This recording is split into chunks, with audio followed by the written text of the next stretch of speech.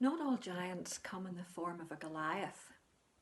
Sometimes they can come in the form of a huge homework you think you're never going to be able to do, a scary situation, a fallout with friends, or just a problem that you think you're never going to be able to solve. Let's read how David faced his giant. The young hero and the horrible giant. God's people had some scary enemies, but the Philistines were the scariest of them all. And now the Philistines had come to fight them. The Philistines had a secret weapon called Goliath. Goliath was a terrifying soldier, and worst of all, a giant. A giant so strong and so tall and so scary that no one had ever been able to fight him and live to tell the tale. So there they were, the Philistines standing on the top of one hill, God's people standing on top of the other. Every day Goliath came out and shouted, "Send your best soldier to fight me. If he wins, we will be your slaves, but if I win, you will be our slaves." No one spoke, no one moved. "Chickens!" Goliath bellowed. "Your God can't save you. I rip your heads off and have you on toast." His beady, greedy eyes glowered at them hungrily from under his horrible helmet, as if any minute he really might gobble them all up. And he laughed his terrible laugh.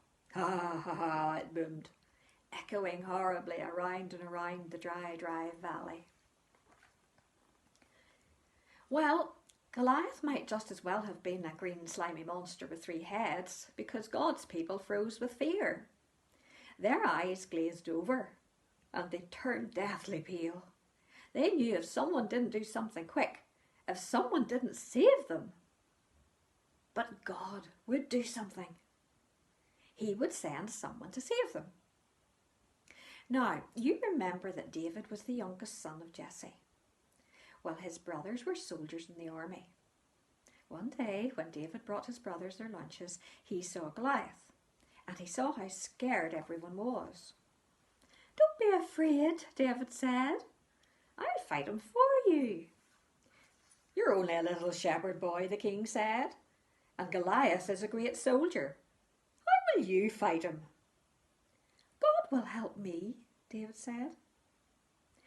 So the king gave David his royal armour to wear, but it was too heavy and too big, and David couldn't even walk. "I won't need this," David said. Instead, David picked out 5 smooth stones from the stream. 1, 2, 3, 4, 5. Took a slingshot and walked towards Goliath. Step, step, step. Goliath walked toward David.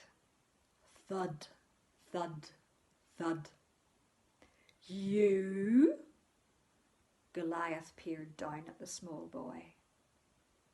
"I'm little," David shouted up to him, "but God is great." Goliath laughed an even terribler laugh than usual. Ha ha ha ha, it went.